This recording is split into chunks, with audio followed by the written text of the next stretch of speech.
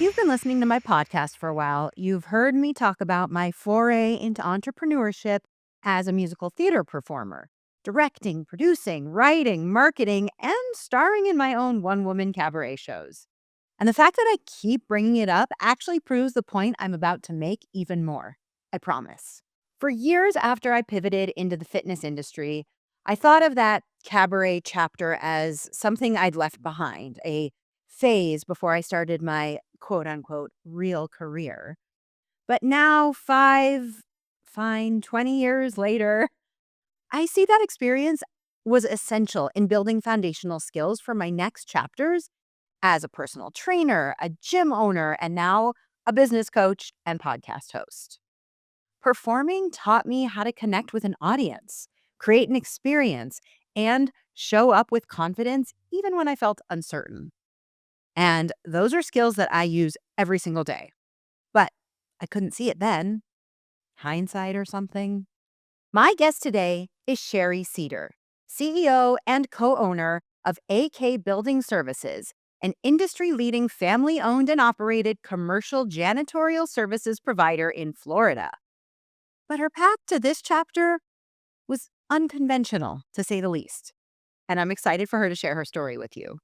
But before we get to chatting, every episode kicks off with our listener question in a segment called, Hey Coach. So, what would you ask if you had a business coach in your back pocket? Submit your question to Leslie at thefitnessofbusiness.com. Hey Coach, I'm in a job that I know isn't my forever path, but I can't see how what I'm doing now could possibly lead to something bigger or better. I feel like I'm just wasting my time until I figure out my real career. How do I trust that this chapter, even if it doesn't feel like the right one, is actually building something valuable? Shari, welcome to the show. Thank you. Thanks for having me. Yeah, thanks for being here. Susan is our listener who wrote in, and I would love to start by hearing your response to her question. First of all, Susan, I think it's a great question. And the best answer I can give is life is full of surprises. And the skills that you are learning right now, you might not think they're transferable, but you don't even understand the power of what you have. You are you are exactly where you need to be and in your journey, and what you have will sort of how do I say this? You have seeds that are planted. And when you pivot and you start your next chapter, you are going to be amazed at your growth because it will be so unexpected and say, wow, I didn't know that was transferable. But most jobs are deal with people, most jobs deal with relationships, um, and that's all transferable. I totally agree. It's like you can't build life skills without living life. You can't build professional skills without having jobs and switching careers and trying new things. You can't build experience until you have it. I am a firm believer that every experience you have builds towards your next. Agreed. Okay. So how did you get to where you are today? Give us the story. Let's look Some back. people Grab some your people know what they're gonna be when they're little, right? And that's the path they take, and they've phone. clearly defined it, and they go in a linear line that way. My path is like, I could have never predicted. So my path, very simply stated, was I was a environmental studies major at University of Vermont, thought I would save the world. Then my next chapter, I'll give you the bullets and then we could break it down. My next chapter was a ski bum in Colorado because I wanted to be like, professional mogul skier, living the dream. I Like got really highly bored with lucrative. Yes. yes, I got very bored with snow and thought it might be cool to be the weather girl in Steamboat, which was just by happenstance, for real. Oh, really? Yeah. I mean, I made a friend who worked at the TV station, very local, like, we're not talking NBC or anything, like a local access. He said, "You wanna be the weather girl?" I was like, "That's so awesome, cool," That is which cool. led me to be a correspondent in the, like, planning department, so I was all about land use. went on to get a master's in broadcast journalism from BU, and then, like, dove into the world of TV and news, Mm. right? And I'd always loved National Geographic and journalism and things, but I'd never planned for this.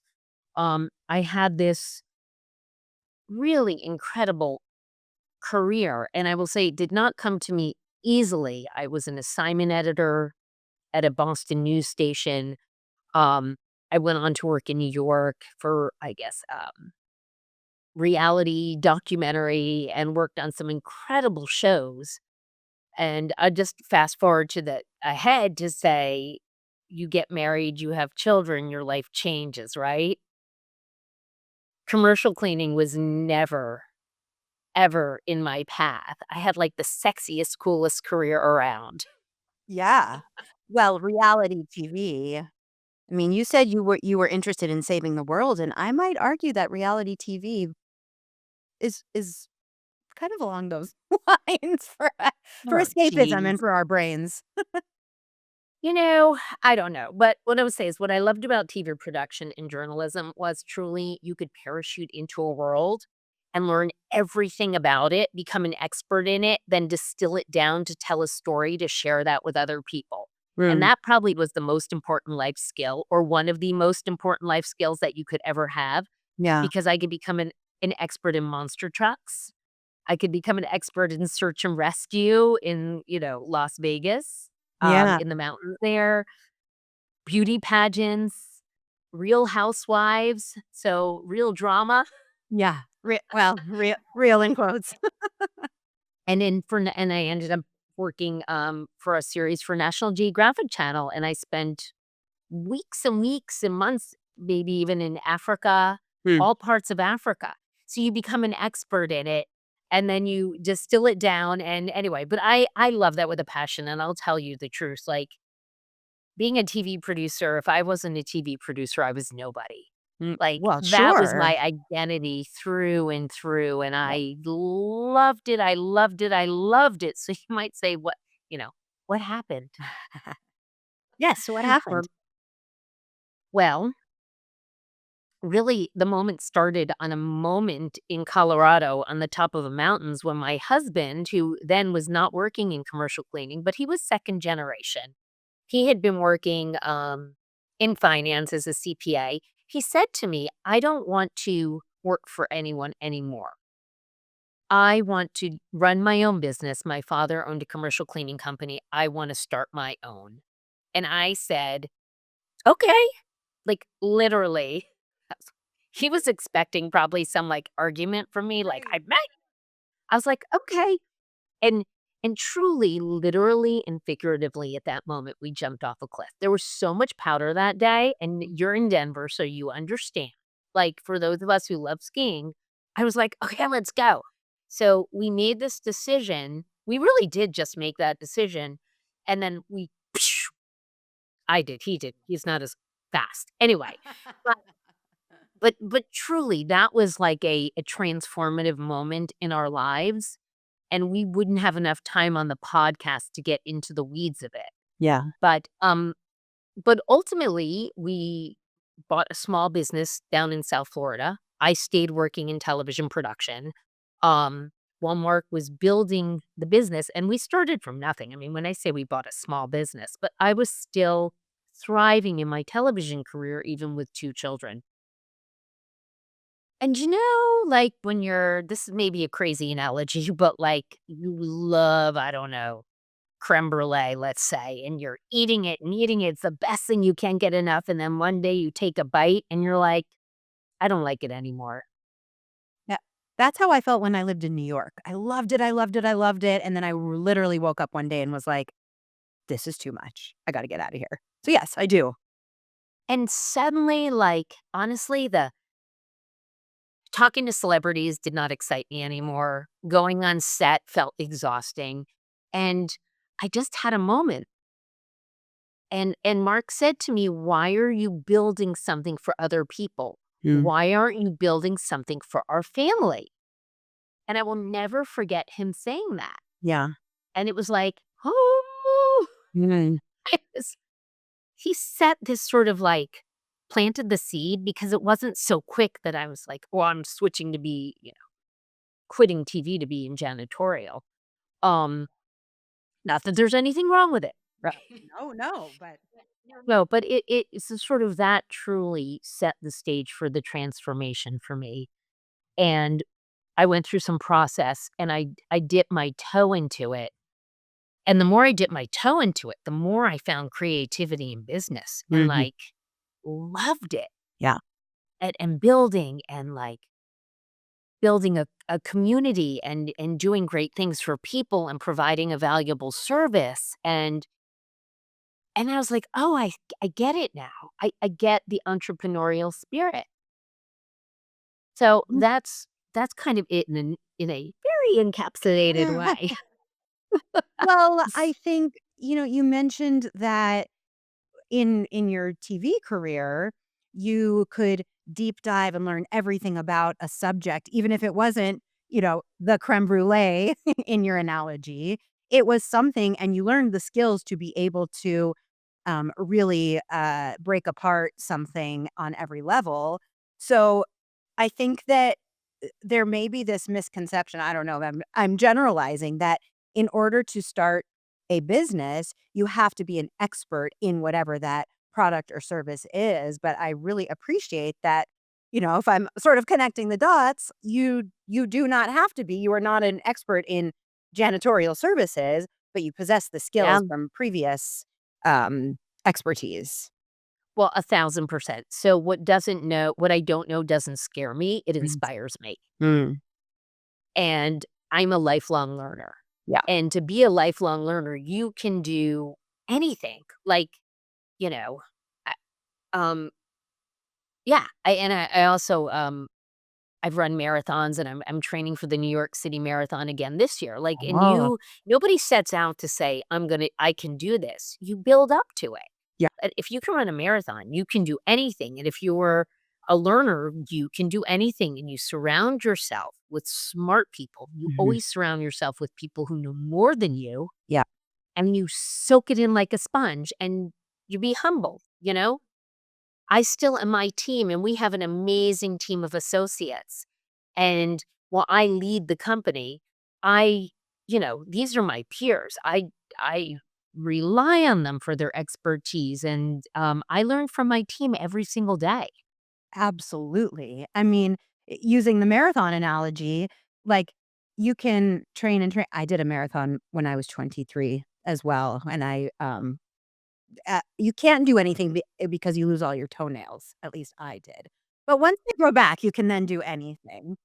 Um, but it's like the same thing. There's always going to be somebody there that's faster than you, or or if you are the fastest, then you can meet your own time. I mean, there's just like, if you are willing to continue to hold yourself to a higher standard, and like you said, be humble, which I think is a very underestimated and underappreciated skill. Um, right, the growth potential is limitless.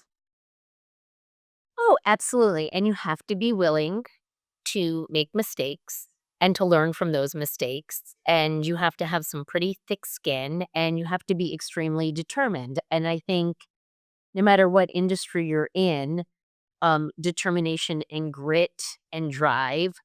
And to go back to Susan, who asked her question earlier, how do I do it? Well, you better have some passion, determination, grit, and drive, persistence. And you're going to make a few mistakes because if switching and pivoting were that easy, everybody would do it. Yeah. Um, Especially when it comes to entrepreneurship.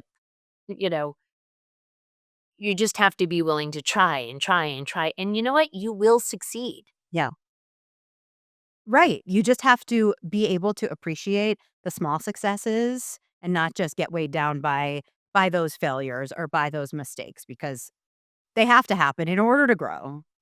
Well, and what's interesting too, so in television production, you were all about fast pace, right? You had to finish something and crash and get it to air. What's different in commercial cleaning in the industry now I'm in, I believe slow and steady wins the race, Mhm. which is a different mindset. Yeah. It's not all a sprint, but it's about slowly building and being very conscious. When we're starting a new account, Mhm. we want to build the right team. We want to train correctly. We want to invest in people. Yes, you still have to be meticulous, and pre-production comes into a huge play in that. Yeah. But anyway, you just made me think of that in differences of comparing the careers. Absolutely, and, I mean, I always appreciate when my guests speak very on brand to my podcast and talk about things being, marathon, not a sprint, and slow and steady, and yes, there's, like, so many parallels. Um, I kinda wanna go back to, when you were in TV production and you said, it was your identity, and it's Mhm. very glamorous from the outside, and there are elements certainly that are, and I've got uh, a bit of a cheat in that I grew up with my family in the TV industry. So, I understand a lot of sides of it, maybe the misperception about how glamorous it is, but how did you reconcile the identity shift going from being able to say, "I'm a TV producer," to, "I own a janitorial services or commercial cleaning business?" It was really hard. Mhm. I'll be honest, it was very hard, and when I first, quit my job, they were worried there was something wrong with me, like, no one accepted my resignation, and Like, how could you everyone possibly wanna do something else? What? Yeah. It took me a few years actually because I people, "What do you do?" "Oh, I'm a TV producer. I'm a journalist." To get to the point where I'm CEO of a commercial cleaning company with my husband. Um, so I guess, there's not an easy for answer for that one. I think it was about becoming comfortable in my own skin and confident in who I am and what I do, but also shedding the idea that what I did for a living had to be cool and sexy. Mhm. I think there was a lot of bit like people were like, "Oh, she's a producer. Oh, you worked with Oprah. Oh, you worked with the Housewives." That's cool. Like, you go to a cocktail party, everyone's gonna wanna talk to you. Say, though, during COVID, I was very cool because I toilet paper and disinfectant, but that aside, it Yes, yeah, right. The perspective changes. right, commercial cleaning became extremely sexy during COVID when I had all the PPE. But kidding aside, I think now I'm a business owner and I'm very proud of what I do, but that was a journey within my own mind, how I became comfortable with it. And it was a gradual progression. Yeah. Now I would never look back. Like I would never change a thing. Hmm. What what do you feel you are most proud of in terms of your current company, the growth, any part of it? What makes you feel the most proud? Oh gosh. I am so proud that we help businesses thrive, that we create safe spaces for people. Hmm. When children go to school every day, people really like underestimate how important it is, and I just wanna say, picture this for a second. You have a child, right? You have a daughter, so your daughter goes to school, but let's just say she gets sick, Oh, and that never you're happens in preschool. right? So then you can't go to work. Well, if you were going to a job every day, right? But then your boss is frustrated because they can't do something. Your child's teacher is is thrown because now they've gotta help a student get caught up. That student's behind in learning. Now, where no one's putting it together is but I know, and I'm really proud of, because we properly disinfected that school, because we set the stage for it, Yeah. like, that child's having a better education, and when people go to a surgery center and they're not coming out with, MRSA or C. diff, Mm, I know that's because of us. yeah. So that's number 1 I'm really proud of. Number 2 is we have a very large workforce, and I am very proud that we provide stability for so many families and opportunities for growth. Yeah. And people who may start, let's say, an entry-level associate position can rise through the ranks and really build a career with us. And thirdly, I'm really proud of the culture we built. A people first culture of respect, of growth, of appreciation. These things feel really good. Yeah. Now, are they sexy? No, but I don't care. It doesn't matter. Yeah. I feel very proud of what we built. Yeah. Because ultimately that feels a lot better. I mean, no judgment to anyone who feels really good going to their job in the TV industry every day. There's a lot of, satisfaction for different reasons, but I think it's awesome. Well, and also if you're making the comparison, I think in television production, listen, I'm not knocking it. Plenty of my friends do it and they love it and that's amazing. But it's very fleeting, right? So you kill yourself for a show and you would air and then it's done. And you feel a little bit empty Mhm. inside. Like, now what? You're at ground zero again. Whereas in with AK building services, the growth is steady and constant. So you're building longevity, you're building a legacy, you're building a community. Yeah. And to me, like, that makes me feel whole. Well, then what better reason do you need? Exactly. Yeah. How do you promote or place such an emphasis on culture when I would imagine not everybody is in the same place at the same time? So, yeah, it's a great question. It is when you work in an industry where primarily your workforce is at night Mm, and we are all over the state of Florida, so we have people everywhere. Um, so how do we do that? Well, technology plays a key role in it, right? In communication. We have monthly meetings with our managers, and I instill from the top down. We actually just had the best night. We had an Iron Chef competition with our leadership team. We brought everybody together and you get secret ingredients and you make a dish. But that's part of the culture, mm, right? Learning to work with people in other ways. I love that. Appreciation for what people do, saying thank you, recognizing work anniversaries, Yeah, um, recognizing work-life balance.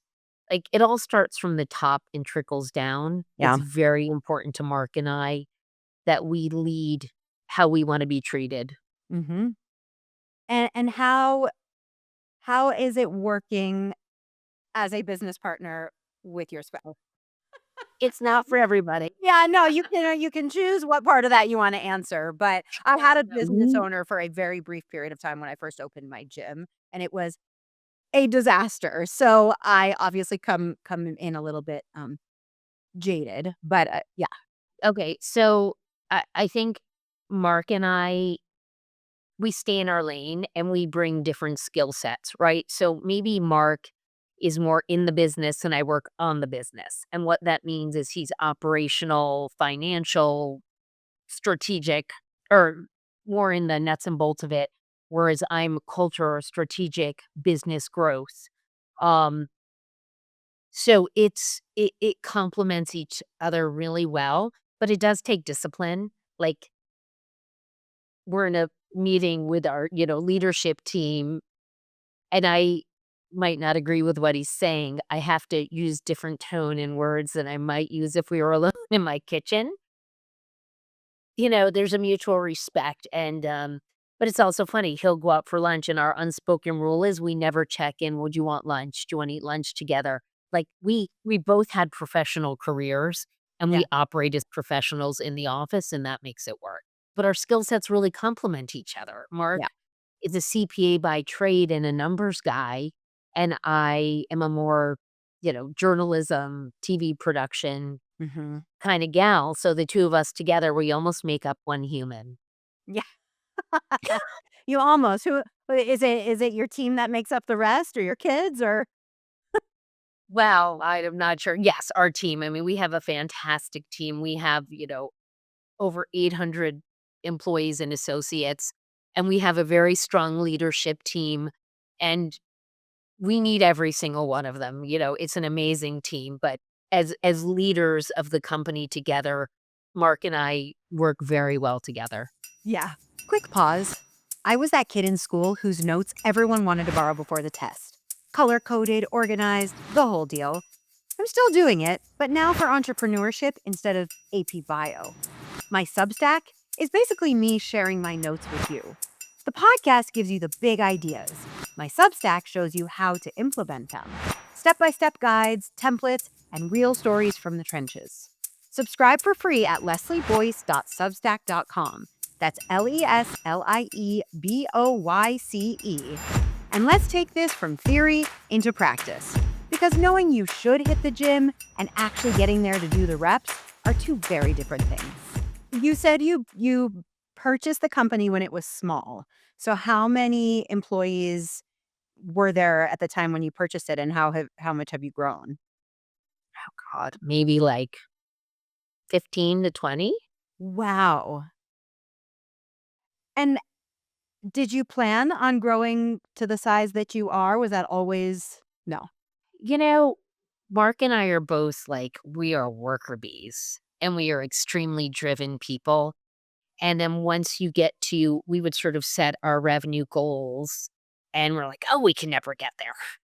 But then you get there and then you just keep going. And then, oh, well, I want to double. Okay. Okay. So, and you just keep building. Hmm. And yeah, business is hard, but it's fun.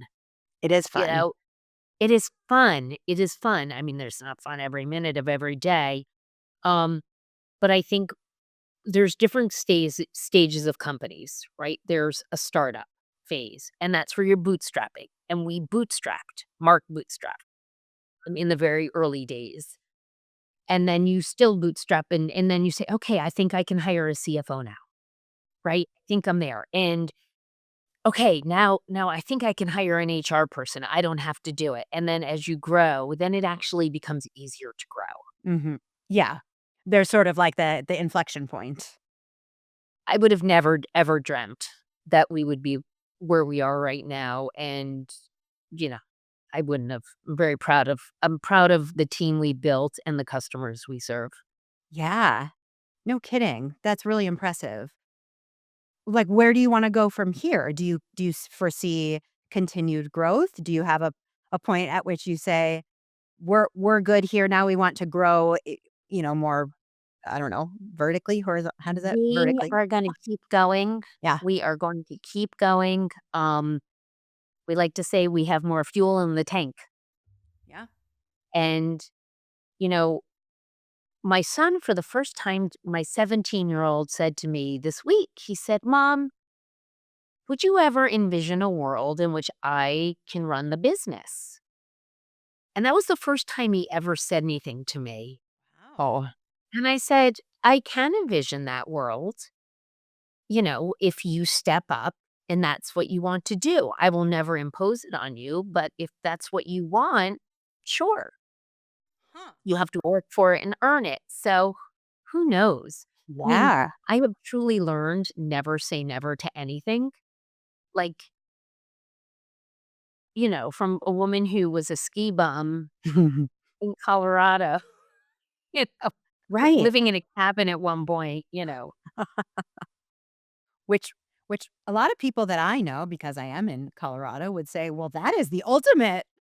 Why would you ever not wanna do that?" That's terrible to me, but No, um, it was great. yeah. Well, also, I mean, back to, the original the beginning of our conversation, just like you you can't imagine the kind of perspective that you're going to have in 10, 15, 20 years to be able to say, "Wow, I thought that was the pinnacle," or "I thought that was what I was destined to do." Um, and so being able to have some faith in yourself and just keep going, easier said than done, but I think it's important to just repeat and remind that, like, you gotta just keep going and put the reps in. You're absolutely right. That's a great analogy, right? A great fitness one. Put the reps in and keep going. Um, when you want to work out, right? You go to the gym one day, you're not going to all of a sudden have muscle, but you go to the gym every day repeatedly. Yep. Eventually, and you're not gonna know when it happens, but Yep. you're gonna be like, "Damn, I'm Yeah. kinda ripped," Yep. right? And in building a business is the same way. It's really important, and I would also say, like, stay open, right? People always say, "Oh, it's luck," or "It's opportunity," but it's like, really, you make your own luck, Yeah. right? You Yep. position yourself well, and if you're fit and you're ready for the luck and the opportunity, you can seize it. So, Yeah. like, now I feel like I'm in a gym commercial, but we really gotta keep going to the gym. But running a business is really no different. Like, you gotta stay fit and ready. Yeah. And, I'm thinking back to, an episode I recorded, a couple months ago, and one of the things that we were talking about is understanding when to say no to opportunities that do not align, and not just that, but then the next step of that is so that you can be fit and open and ready to the opportunities that do align. Oh, wow. That's a big nugget. Yes. You have to say no to a lot so you can say yes. We do not do one-time cleans. We don't, and it was very hard to say no, and we don't do residential. We have a business model that we follow, and what we have learned over the years that when we go outside of our lane, when we go outside of our operational structure to do somebody a favor or, "Oh, I don't wanna say no to money," it it it derails you. Like, you really have to say streamline and focus, and you have to protect your time too, and I would say I've had a friend and a mentor who's really taught me a lot because I get so excited to do things. No, just say Yeah. no. Say no. Yes. Protect your calendar. Yep. It is the entrepreneurial spirit can also lead to the shiny object syndrome where we're constantly full of ideas and they all seem great. Yeah. And I've had to, sort of talk myself down, like, sit with this for a minute, sit with this for a few days. And, sometimes it's still just as exciting, but oftentimes it's like, oh, I hadn't thought this part through or this part through. And it's easy to get distracted when some element of something lures you in. Yes, but the other portion to this is so I work with my husband, right? So work is like we're pretty good about we try to not talk about work when we're around the kids Hmm. because they're like, all you talk about is the business. All you talk about is the business. We're very conscious of it, but I also really try to have, like, nothingness or downtime with my kids, Mm. and that is a skill that I've had to develop, Yeah. where we just have hangout time because that's where the best conversation and bonding with my children happen, Yeah. and as a very driven entrepreneur, that was very, very hard to do, and I think I've gotten a lot better at it, and I think my relationship with my kids, like, I feel those dividends now. Absolutely. What were some of the things that you um, started to put in place in order to get to this spot where you feel like you can disconnect from work and you need to, and that's okay? Delegating Mhm. as a business owner, you it's and starting from when the business was very small, right? And even when I joined 10 years ago, um, we did everything, but now I delegate and I trust. Mhm. I trust, but I verify. Yeah. Um, and also really understanding priorities and timeline Mm. and scheduling. So if we know that we have a big presentation coming up, let's say in 2 weeks, I'm going to actually schedule the time to go through it, schedule the time with the graphic designer, and be organized about it because I know this night I don't want to be working. Yeah. So I think I'm just a lot more disciplined in how I manage my day to day. Sure. What might a presentation be for? Is that like a proposal to for Oh new yeah. work So or as the customers get bigger, right? So Mhm. it goes request for proposal. And these are like heavy duty college theses at sometimes. Sometimes I feel like I'm putting together a PhD, Yeah. but you really have to build a presentation, and you get 30 minutes to present your company and the pricing and why they should choose you among all of your competition. And that's, Mm. that's a lot of work. Yeah. So I guess, like, what would you say is your biggest differentiator, your company's biggest differentiator among your competitors? A few things. One is I like to say we have the resources of a national company, but we have the heart of a locally owned company because Mark and I are so passionate and involved. In Mm. a national company, you're just getting whoever the representative there is. We heavily invest in our team for training and for growth. We have a people first culture and we use all commercial grade products. We're self performing. We are all W-2. So I think those are it, and Mark and I, we and our team is just and I will also add our response time. Like, That's huge. when it happens, and too much to some people, we answer that phone no matter what, no matter where, no matter when, Yeah. because when a client is having an emergency, like, it's an emergency, and it Mhm. needs to be dealt with. Yeah, absolutely.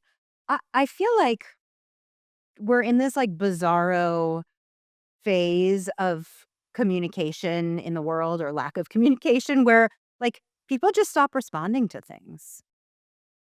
So, to me, that's, like, the low-hanging fruit. Like, of course I'm gonna respond, and it blows my mind that other people just don't, but I guess it's good Well, for us. it's amazing, but, like, if you show up, people are like, "Wow, you guys are I great." know. Really? Is that how little you think of people? But, Right. it's also really important. We view ourselves as a partner, not a vendor, Mm. and we with the clients that we work with, we develop a partnership with them. We and that partnership is really, really important because we're supporting their business and supporting their success. Yeah. So whatever it takes to do that. Yeah. Yeah.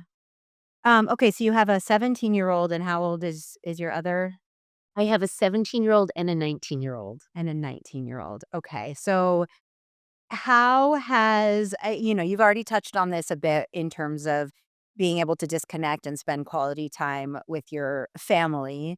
But you are also involved in a lot of community projects and volunteer, and you're training for a marathon. So, like, how do you manage your time?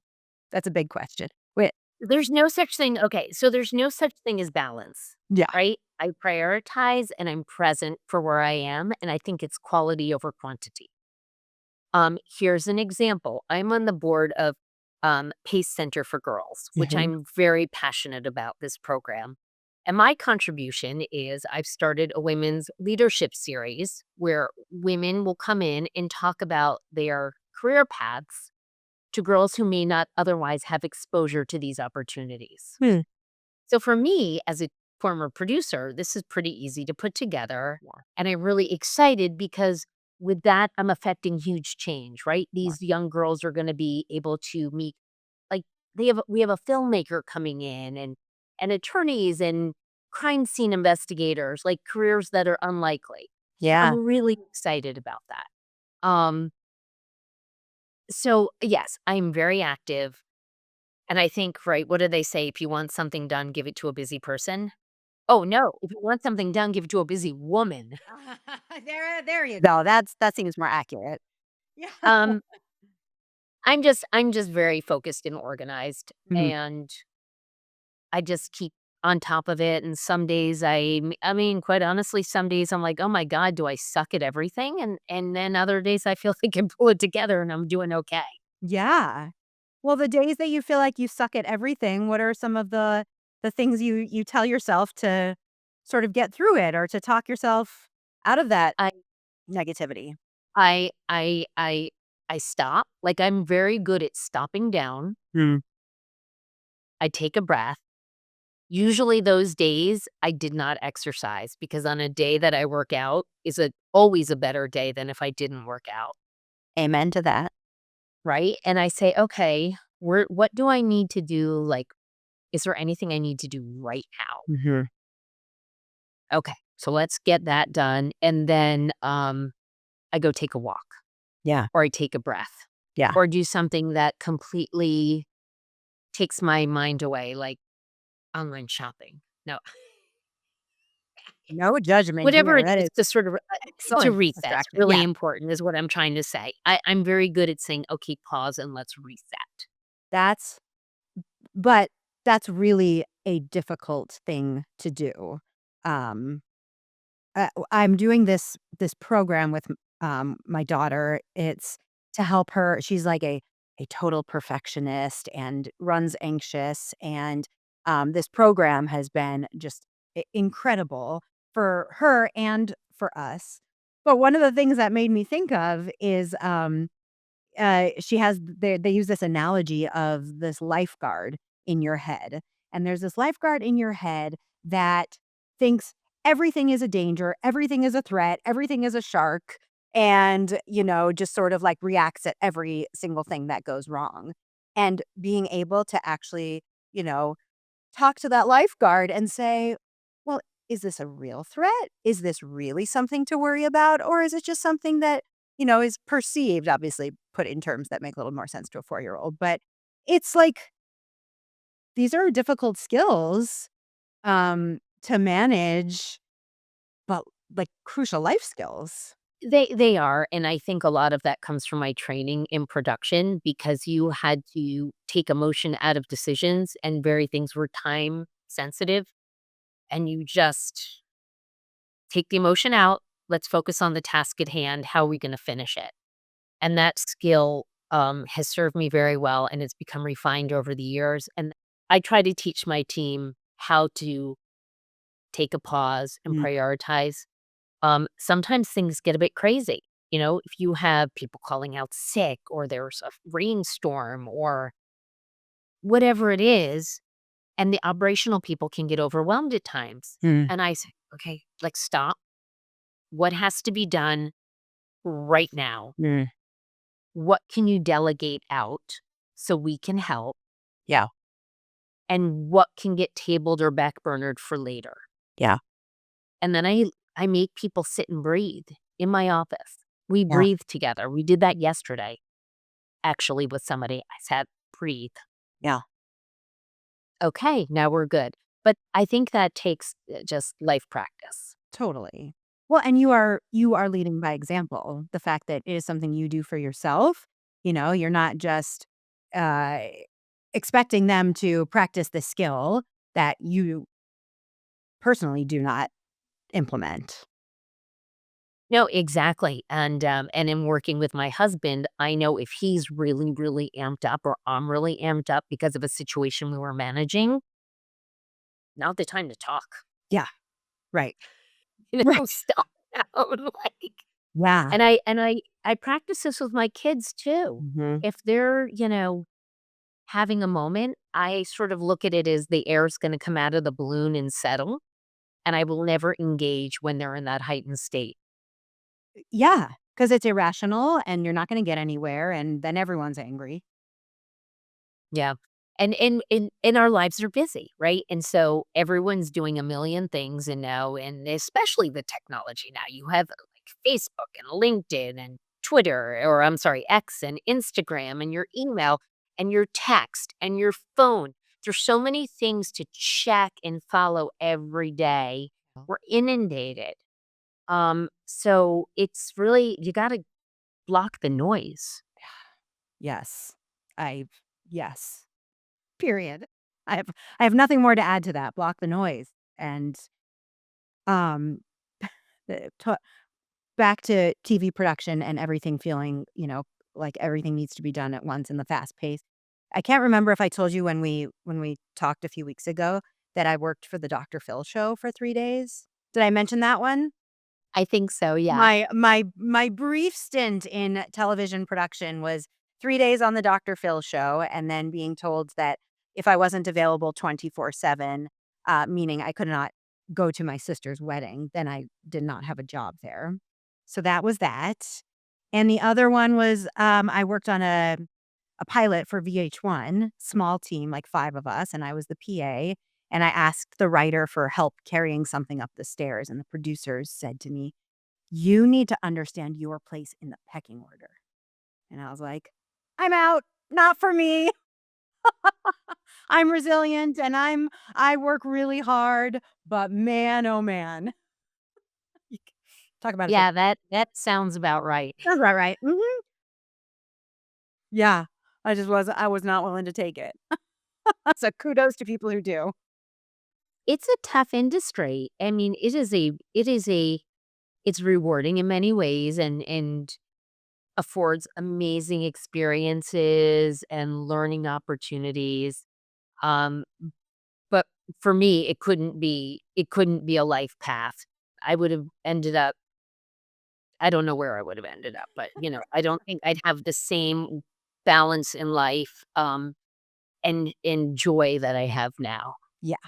Yeah. Rewarding on a whole new level, it sounds like. Well, I think I don't wanna sound cliche, right? But as you get older and more experienced, like, it's not all about the career, and it's about relationships and quality of life and experiences. And listen, I'm not diminishing the fact that when you're starting in your career, you need to bust your butt and prove yourself, and God knows I worked so hard. Someone called in sick on Christmas, I'll do it. You know, who wants the weekend job? I'll do it. And I paid my dues. I'm very proud of that. But now I, I appreciate a coffee with my parents. I appreciate a walk. If you can, however you figure it in or whatever works for you. Right. Exactly. Yeah. So maybe we touched on this at the very beginning, but I kind of want to give our listeners some advice, some steps they can take if they are considering a career pivot, especially if it's a major industry shift or not major. Like what are a couple things or a couple considerations that you would tell someone to have? Well, number 1, don't be impulsive. Mm. You know, um, be thoughtful. So if you're about to quit your job to start a dog treat company, don't do it, right? Like, sit with it. Be thoughtful. Second would be in whatever you think you might want to do, talk to as many experts in that field as you can. And even if they're competition, it doesn't matter. I think people who are good people want to help other people, Totally. and find a mentor. And then I think those are the 2 most important things, and then once you figure out what you want to do, learn as much as you can, and then lastly, if you've sort of made that decision and you're going for it, then go for it. Mm. You can't be half in. Hmm. You can't be wishy-washy about it. Yeah. With that, though, goes obviously, you have to look into, like, your financial situation and practically speaking and work out a plan, but conceptually, those are the big points to hit. Yeah. I completely agree. And you know, scheduling coffees or virtual meetings or whatever with people who are doing what you want to be doing, competition or not. It's like you said, people want to help and they also like to talk about their careers and themselves. And I mean that in a good way because all the information is good information. Yeah, and don't be scared to ask the questions, Hmm. like, what was the hardest part for you? If you could go back and do it again, what would you do? If you, how would you do things differently? What's the best part of this career? What's the worst part? What's the competition like? Yeah. What's the room for growth and opportunity in the marketplace? Right. Like the information is out there. I mean, unless you're trailblazing or you're, starting something that is disruptive. Oh, that was me recalling my MBA for like a half a second. Like the information is there, so you don't have to go create it or reinvent. No, and you need to look at the marketplace, look at the opportunity, look at the room for growth. speed to market, and, what's the growth opportunity for you, and what path will it take to get there? Mhm. Exactly. And, if you have newborns, maybe it's not the right time. You you have to really examine where you are in your life to Yeah, make a change. absolutely. Yes, there you have to consider holistically whether this is the right move. You find success in unexpected places when you're Man, not looking, and I think you need to have a lot of trust in yourself yeah. and your growth and your journey. For me to have sort of monkey barred in this strange way, it's the best journey I could be on, Yeah, and I hope everyone gets to embrace that and have a journey like that on their own. absolutely. Well, I think it's super interesting, really impressed, with your path, with the success that you guys have seen, and yeah, I'm really thankful that you were willing to share your story. Thank you so much. It's been really fun. I really appreciate it. I could talk to you for hours. We I could know, talk I business know. all day long. Let's do it. There's no lack of content. No, absolutely not. Well, I wanna make sure that people know where to find you, and this will all be linked in the show's notes, but you can find Sherry on LinkedIn and on Instagram as Sherry Solomon Cedar and AK Building Services, and on Instagram at sherry.cedar. Now, I start all my episodes with our "Hey Coach" question, and I like to end all my episodes where I have a guest, by asking my guest. We talk about how running a business is basically like a workout.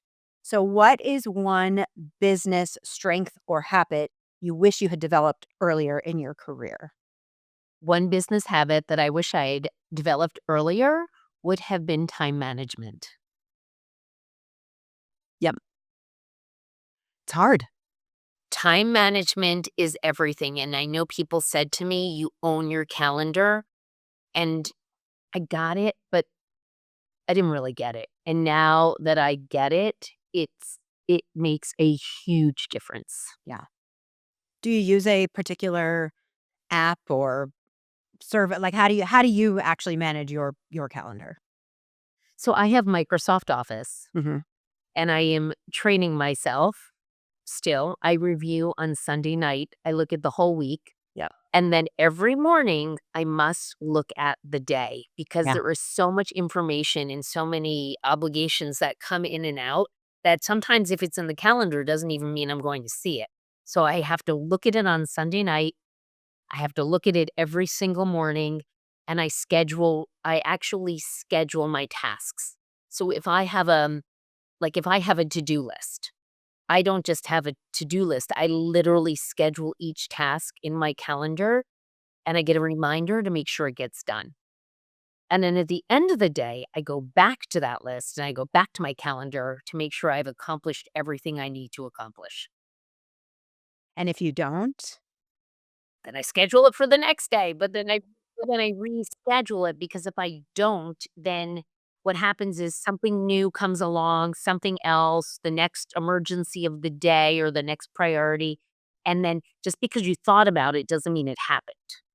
No, because 12 other thoughts come in before you can actually get that on paper. So I'm the same way. There's I'm there's a incredibly lot that goes on in my head on Yeah. any given moment, whether it's dealing with, hiring or sales or marketing or whatever I have to do. Mhm. The amount of thoughts that go on, and I will tell you the other thing that I use is ChatGPT. Mhm. And what I do is in the car as I'm driving, whether it's to an appointment, a client, or to the office, I dictate my thoughts. Yeah. And then chat actually makes me a document and I print it out and put it on my desk because for some reason when I'm in the car, my brain works a different way. And then I lose it as soon as I park. So I Yeah, dictate it a lot and I find that very helpful. totally. It's like the tools are out there, use them. Yeah. Well, Sherry, thank you so much for being here. For the listeners, if you like today's episode, subscribe, leave a review, share with your friends, and we'll see you next time.